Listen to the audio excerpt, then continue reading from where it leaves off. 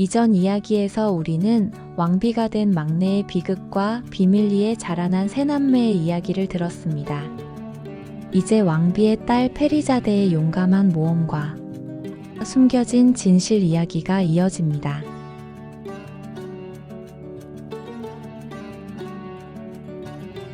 큰오빠 바흐만은 며칠을 걸은 끝에 길가에서 수도승을 만났습니다. 페리자데와 세 가지 보물 이야기를 한 바로 그 사람이었죠. 뭔가 범상치 않은 그의 모습에 바흐만이 걸음을 멈췄어요. 수도승은 바흐만을 바라보며 시를 읊었습니다. 산을 오르되 절대 뒤돌아보지 말라. 그대가 듣는 모든 소리는 허상일 뿐. 바흐만은 그 알쏭달쏭한 말에 다시 질문하려 했지만 수도승은 온데간데 없이 사라졌습니다. 이상한 일이군. 바흐만은 잠시 주위를 두리번거리다 가던 길을 갔습니다. 얼마나 걸었을까요? 그는 어느새 산길을 오르고 있었습니다. 돌아가거라. 어리석은 인간. 갑자기 뒤에서 속삭임이 들렸습니다. 아주 작지만 사람 소리가 분명했죠. 산을 오르되 절대 뒤돌아보지 말라. 바흐만은 수도승의 말이 떠올랐어요. 그는 뒤돌아보지 않고 앞으로 계속 나아갔습니다. 하지만 산이 높아질수록 뒤에서 들리는 속삭임이 심해졌습니다. 처음에는 한 사람이 작게 말하는 정도였지만 이제는 여러 명이, 거기다 귀가 울릴 정도로 쩌렁쩌렁하게 들려왔습니다. 내 발밑에 황금이 떨어졌다. 너의 여동생이 울고 있지 않느냐? 바흐만은 이를 악물었습니다. 그러나 그 유혹은 점점 더 달콤하고 더 위협적으로 그의 귀를 파고들었습니다. 결국 그는 뒤를 돌아보고 말았습니다. 그러자 그의 몸이 돌로 변하기 시작했습니다. 마지막 순간 절망적인 표정 그대로 그는 바위가 되었죠. 며칠이 지나도록 형이 돌아오지 않자 둘째 페르비즈가 길을 나섰습니다. 형에게 무슨 일이 생긴 게 분명해. 그는 전속력으로 말을 몰았습니다. 길을 가던 중 그 역시 수도승을 만났습니다. 형의 실수를 반복하지 말라. 어떤 소리에도 귀를 기울이지 말라. 수도승과의 만남을 뒤로하고 페르비즈는 형의 흔적을 따라 산을 올랐습니다. 그리고 얼마 지나지 않아 바위로 변한 형 바흐만을 발견했습니다. 형님. 페르비즈는 말에서 뛰어내려 석상으로 달려갔습니다. 그의 떨리는 목소리가 메아리가 되어 울려 퍼졌습니다. 그때 어디선가 형 바흐만의 목소리가 속삭였습니다. 사랑하는 동생아, 이곳은 너무 춥고 외롭구나. 둘째 페르비즈의 마음이 무너졌습니다. 그는 두리번거리다가 무의식적으로 뒤를 돌아보았어요. 그리고 역시 바위로 변해버렸죠. 며칠이 지나도 두 오빠가 돌아오지 않자 페리자데는 불안했습니다. 아무래도 안 되겠어. 그녀는 남장을 하고 머리를 짧게 잘랐습니다. 그리고 서둘러 길을 나섰습니다. 길 끝에서 그녀는 다시 수도승을 만났습니다. 페리자데는 반가운 마음에 그에게 달려가 인사했습니다. 지혜롭고 용기 있는 아가씨. 모든 해결의 열쇠는 그대에게 있나니. 그는 페리자데에게 작은 솜을 건넸습니다. 이것으로 귀를 막고 산을 오르라. 그대의 마음이 흔들리지 않도록. 페리자데는 고개 숙여 감사드렸습니다. 고개를 들었을 땐 수도승의 모습은 이미 사라지고 없었어요. 페리자데가 귀를 단단히 막은 채 산을 오르자 뒤에서 들려오는 목소리들은 희미한 바람처럼 스쳐갔습니다. 내 발밑에 보물들이 있구나. 돌아봐, 저기 내 오빠들이다. 그러나 그녀는 미동조차 하지 않았습니다. 얼마쯤 갔을까? 길 주위 여기저기 석상들이 서 있었습니다. 바위로 변한 사람들이었죠. 그들은 한결같이 내리막길 쪽을 바라보고 있었습니다. 그들 중에는 두 오빠도 있었습니다. 오빠들.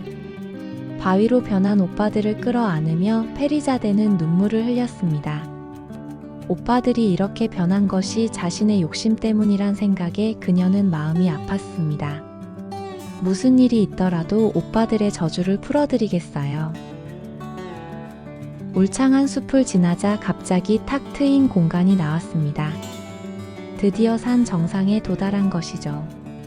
그 중앙에 은빛 잎사귀가 무성한 나무 한 그루가 서 있었어요. 바람이 불 때마다 나무에 잎사귀가 부딪히며 아름다운 선율을 만들어냈습니다. 페리자데가 가까이 가서 보니 나뭇가지에 말하는 새가 있었습니다. 용감하고 현명한 자여, 네가 유혹을 이겨낸 유일한 존재구나.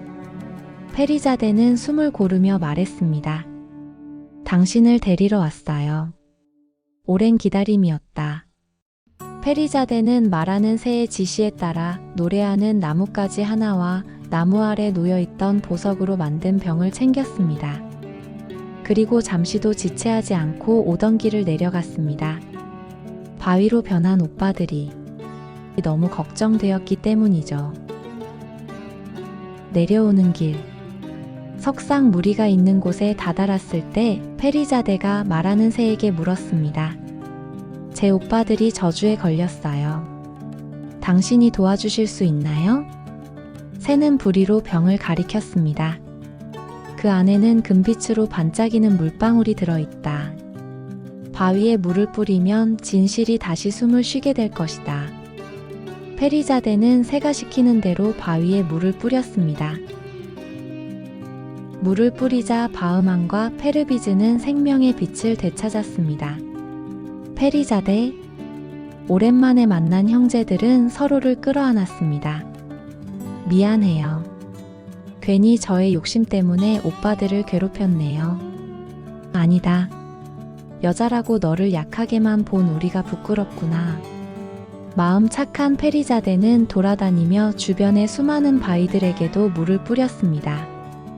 모두 과거에 이 산에 도전했다가 저주에 걸린 사람들이었죠. 신기한 것은 병의 물은 아무리 써도 조금도 줄지 않는다는 것이었습니다. 세 남매는 마침내 집으로 돌아왔습니다. 그들은 가져온 보물들로 집을 아름답게 꾸몄습니다. 병에 담긴 물 단 한 방울로 분수가 끊임없이 흘러내렸습니다. 그리고 햇빛에 반사되어 집 전체를 황금빛으로 물들였습니다. 노래하는 나무는 은빛 잎사귀를 빛내며 아름다운 선율을 내보냈죠. 그리고 말하는 새는 정원을 돌아다니며 세상 비밀을 노래했습니다. 그들의 아름다운 저택에 대한 이야기가 사람들에게 퍼졌습니다. 삼남매의 저택을 보았나? 세상에 그보다 아름다운 곳은 없을 거야. 그 소문은 돌고 돌아 술탄의 귀에까지 들어갔습니다. 이 왕궁보다 아름다운 저택이라고? 술탄은 그 집이 몹시 궁금했습니다. 어느 날 술탄은 사냥을 핑계 삼아 그 집을 보러 갔습니다. 분수의 황금빛 물결, 잎마다 다른 음을 내는 나무의 신비로운 노래. 아름다움을 넘어 신성함마저 느껴지는 그 풍경에 술탄은 넋이 나갔죠. 그는 말을 몰아 집으로 향했습니다. 술탄의 행차에 세 남매는 황급히 달려나와 정중히 맞이했습니다. 특히 페리자데의 기품 있는 환대는 술탄의 이목을 끌었어요. 왠지 낯설지 않은 친근함을 느꼈죠. 폐하를 모시게 되어 영광입니다. 페리자데의 다정한 인사와 함께 식탁에는 빛나는 과일과 향긋한 요리가 올라왔습니다. 술탄은 잠시 말을 잃었습니다. 이렇게 풍미있고 맛있는 요리는 처음이었거든요. 식사를 마치고 술탄은 페리자데에게 물었습니다. 집이 몹시 아름답구나. 구경시켜주지 않겠나? 페리자데는 술탄과 함께 이곳저곳을 다니며 집을 보여줬습니다. 안내하는 동안 어찌나 살갑게 구는지 마치 술탄과 이전부터 잘 아는 사람처럼 보일 정도였죠. 그리고 둘은 마침내 말하는 새 앞에 섰습니다. 술탄이 신기한 듯 다가가자 새가 입을 열었습니다. 폐하, 당신은 이 저택의 아름다움에 놀라시지만 당신이 모르는 진실만큼 놀랍지는 않지요. 술탄은 의아해하며 새를 바라보았습니다. 당신의 왕비께서 괴물을 낳으셨다고 들으셨지요? 하지만 그건 모두 거짓이었습니다. 그게 무슨 소리냐? 말하는 새는 술탄의 어깨로 날아가 앉았습니다. 그리고는 두 언니가 왕비의 아이들을 바꿔치기 하고 시냇물에 버린 그동안의 자초지종을 모두 이야기했습니다. 이야기를 들은 술탄은 머리가 멍해졌습니다. 이 아이들이 내 자식이라고. 새는 삼형제를 바라보며 말했습니다. 저들의 몸을 살펴보소서. 저들의 몸에 해와 달 그리고 별의 표식이 있을 것입니다. 왕비가 처녀 시절 소망했던 바로 그 표식이. 왕은 곧 삼형제의 몸을 살피고 표식을 확인했습니다. 이 모습을 지켜보던 새는 어디론가 날아가 버렸습니다. 술탄의 눈에 눈물이 고였습니다. 내가 무슨 경솔한 짓을 한 것인가? 그는 곧장 말을 달려 허름한 탑으로 갔습니다. 그곳에서 오랜 세월 어둠 속에 갇혀있던 왕비는 초라한 옷차림에도 여전히 고결한 빛을 품고 있었습니다. 술탄은 그녀의 손을 붙잡고 울부짖었습니다. 날 용서하시오. 내가 너무 어리석었소. 왕비 역시 서름에 복받쳐 울고 있었죠. 커튼이 빛을 가려도 해는 사라지지 않습니다. 이제야 폐하께서 진실의 빛을 보셨군요. 이후 술탄은 왕비를 다시 복권시켰습니다.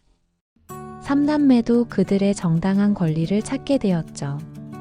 처음으로 자식들을 본 왕비의 기쁨은 이루 말할 수 없었습니다. 이후 바흐마는 왕위를 계승하였고 페르비즈는 훌륭한 장수가 되었습니다. 그리고 페리자데는 왕국의 지혜로운 별로 불렸습니다. 두 언니는 물론 합당한 벌을 받았습니다. 왕비의 언니들을 죽일 수야 없지. 술탄은 비웃듯 말하며 판결을 내렸습니다. 그녀들은 왕비가 풀려나온 그 허름한 탑에 갇혀 평생을 외로움과 고통 속에 살게 되었죠. 말하는 새는 노래합니다. 진실은 언젠가 빛이 되어 세상에 울려 퍼진다. 세상 사람들아, 질투는 가장 가까운 사람조차 어둠에 물들게 하지만 진실과 용기, 사랑은 그 어떤 시련도 밝은 빛으로 돌아오게 하리니